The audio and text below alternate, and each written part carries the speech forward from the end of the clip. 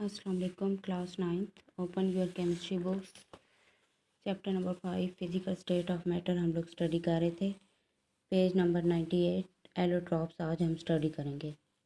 कुछ एलिमेंट्स ऐसे होते हैं जो दो या दो से ज़्यादा डिफरेंट फॉर्म में एग्जिस्ट करते हैं और हर फॉर्म ऑफ एलिमेंट्स में क्या होता है कि अरेंजमेंट जो होती है एटम की वो डिफरेंट होती है। फर्स्ट ऑफ ऑल हम लोग डायमंड कार्बन को देखेंगे। कार्बन के 3 एलोट्रॉप्स होते हैं, डायमंड, ग्रेफाइट और बकीबॉल। फर्स्ट हम लोग डायमंड को देखते हैं। डायमंड में क्या होता है, each carbon atom is bonded to 4 others creating a rigid compact array. This makes diamond the hardest known substance.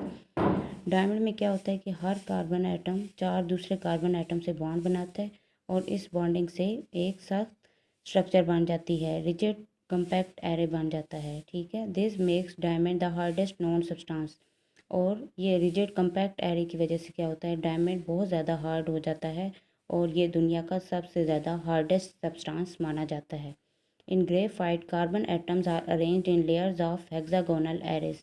Graphite में क्या होता है, कार्बन एटम्स अरेंज होते हैं लेयर्स ऑफ हेक्सागोनल। हेक्सागोनल क्या है कि 6 कार्बन एटम्स होंगे, हर कार्बन एटम नेक्स्ट 6 से बॉन्ड बनाएगा। वीक बॉन्ड एग्जिस्ट करता है बिटवीन द लेयर्स और ये क्या करता है, allow them to slide over one another. जो लेयर्स होती हैं उनके दरमियान में वीक बॉन्डिंग होती है और वीक बॉन्डिंग की वजह से क्या होता है कि जो लेयर्स होती हैं वो एक दूसरे के ऊपर स्लाइड हो सकती हैं। This makes graphite soft. इस वजह से क्या होता है, लेयर्स अपनी पोजीशन चेंज करती रहती हैं तो इस वजह से क्या होता है कि ग्रेफाइट सॉफ्ट हो जाता है।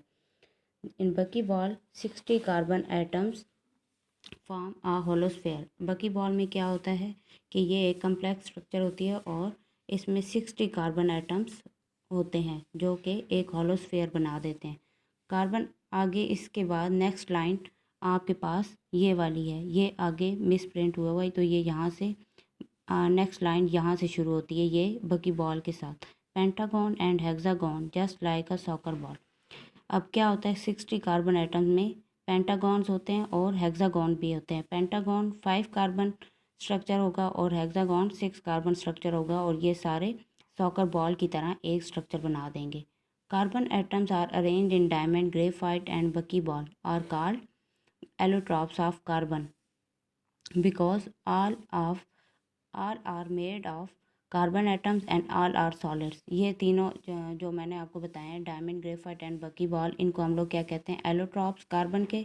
और ये सारे कार्बन एटम से बनते हैं और सारे सॉलिड होते हैं। ठीक है, अब हम इसकी स्ट्रक्चर देख लेते हैं।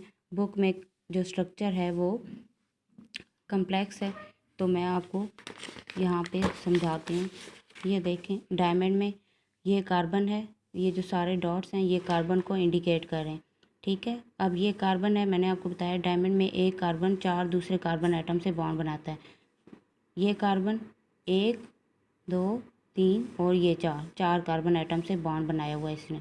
ठीक है, फिर इसी तरह आगे स्ट्रक्चर चलती रहती है और ये हार्डेस्ट सब्सटेंस बन जाता है।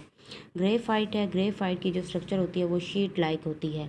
अब ये लेयर्स हैं, ठीक है, ये लेयर्स बनी हुई हैं।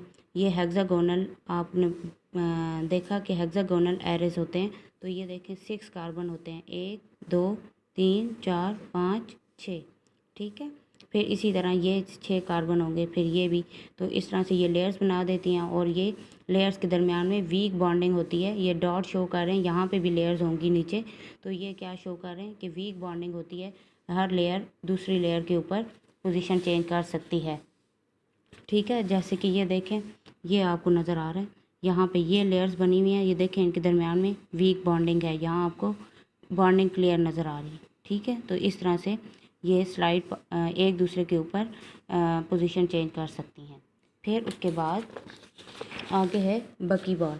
बकी बॉल में क्या होता है कि ये देखें, पेंटागन और हेक्सागन होते हैं। ये पेंटागन की स्ट्रक्चर, ये हेक्सागन, फिर पेंटागन, फिर हेक्सागन, इस तरह से ये हेक्सागन है, ये पेंटागन, फिर हेक्सागन, फिर पेंटागन, इस तरह से ये फिर यहाँ पे भी सारी यूँ स्ट्रक्चर बन जाती है और ये दरमियान में होलोस्फेयर होता है। होलोस्फेयर ये स्ट्रक्चर बनाती है और एक सॉकर बॉल की तरह स्ट्रक्चर बन जाती है इसकी। जैसे कि ये बुक में आप लोग देख सकते हैं, ये बहुत ज़्यादा कम्प्लेक्स है। देखें इस तरह से हॉलोस्फेयर बनता है और एक सॉकर बॉल की तरह ये स्ट्रक्चर देती है हमें। अब डेफिनेशन देखते हैं। The different forms of an element in the same physical state and phase are called allotropic form और एलोट्रॉप्स। एक ही एलिमेंट्स की डिफरेंट फॉर्म होती हैं जिनकी फ़िज़िकल स्टेट सेम होती है, फेस भी सेम होता है, फ़िज़िकल स्टेट सेम होती है, ठीक है। जो फिज़िकल प्रॉपर्टीज़ होती हैं वो सिमिलर होती हैं, लेकिन उनकी जो फॉर्म्स होती हैं वो डिफरेंट होती हैं, उसमें अरेंजमेंट ऑफ एलिमेंट डिफरेंट होता है। उसको हम लोग क्या कहते हैं? एलोट्रॉप्स, ठीक है, या हम लोग एलोट्रॉपिक फॉर्म कहते हैं या एलोट्रॉप्स कहते हैं। दूसरी जो सेकंड एग्जांपल है हमारे पास वो फास्फोरस की है। फास्फोरस की 2 एलोट्रॉपिक फॉर्म्स होती हैं, white phosphorus and red phosphorus. जो वाइट फास्फोरस होता है consist of tetratomic molecules P4 tetratomic molecules, ये वाइट फास्फोरस की स्ट्रक्चर है। देखें P4 1 2 3 4, ये जो सर्कल शो हुए हैं ये फास्फोरस को शो कर रहे हैं। P4 that are not bonded to each other. अब क्या है, ये जो फास्फोरस के एटम्स होते हैं ये इसी तरह सेपरेट फॉर्म में प्रेजेंट होते हैं, ठीक है, बॉन्ड नहीं बनाते आपस में। Whereas in red phosphorus P4 molecules are bonded to one another in long chains. जबकि जो रेड फास्फोरस में जो P4 जो वाइट फास्फोरस होता है वही आपस में बॉन्डिंग बना लेता है, तो उसको हम लोग क्या कहते हैं? Red phosphorus.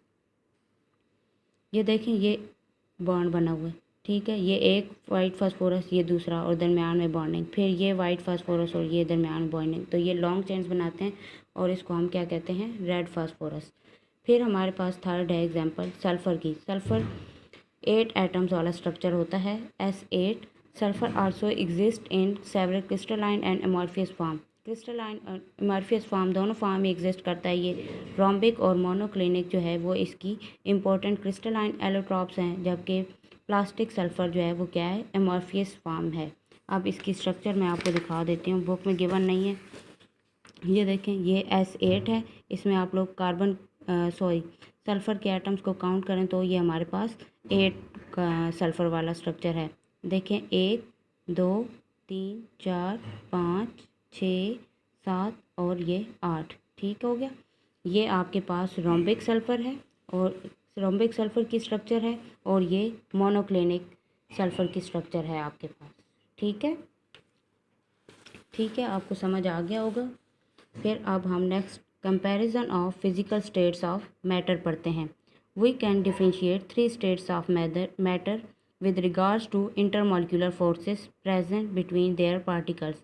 हम लोग 3 स्टेट्स ऑफ मैटर को डिस्क्राइब कर सकते हैं, उनमें डिफरेंशिएट कर सकते हैं किस बेस पे? जो उसमें इंटरमॉलिक्यूलर फोर्सेस प्रेजेंट होती हैं पार्टिकल्स के दरमियान में, उस बेस पे। There are no attractive forces between the molecules of a gas. आप लोग गैस के बारे में पढ़ चुके हैं और ये भी पढ़ चुके हैं, उसमें कोई भी अट्रैक्टिव फोर्स मॉलिक्यूल्स के दरमियान में प्रेजेंट नहीं होती।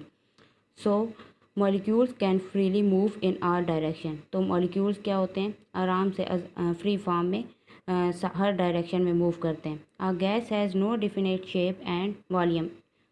गैस की कोई भी एक ख़ास फिक्स शेप और वॉल्यूम नहीं होता, but significant attractive forces exist between the molecules of a liquid. लेकिन क्या होता है कि कुछ अट्रैक्टिव फोर्सेज प्रेजेंट होती हैं लिक्विड के मॉलिक्यूल्स में। These forces keep molecules together. तो वो क्या करती हैं? थोड़ा बहुत मॉलिक्यूल्स को एक दूसरे के करीब रखती हैं।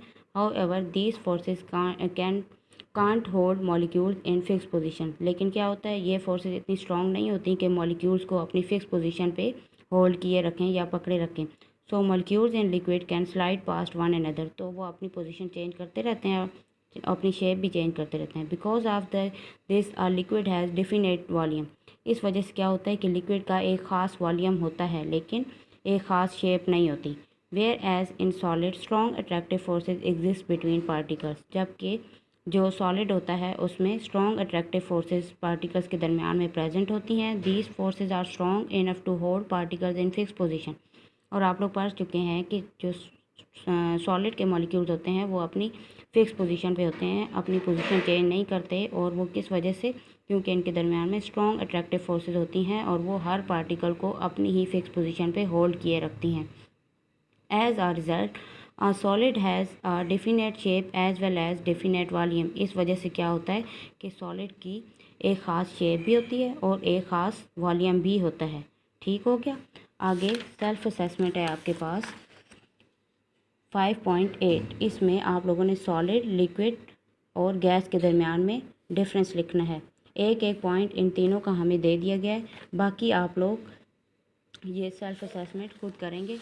ये जो टॉपिक अभी आप लोगों ने पढ़ा है comparison of physical states of matter, इसमें आप लोगों ने गैस, लिक्विड और सॉलिड की डिफरेंस पढ़े हैं, तो वो सारे इन बॉक्सेस में आप लोगों ने लिखने हैं, ठीक है। और ये बॉक्स आप लोग अपनी कॉपी पे भी इसी तरह ड्रॉ करेंगे, ठीक है। डिफरेंस तीनों के दरमियान में आप लोग अपनी नोटबुक के ऊपर आज ही लिखेंगे, ठीक हो गया। ओके, अल्लाह हाफिज़, नेक्स्ट लेक्चर में मिलते हैं।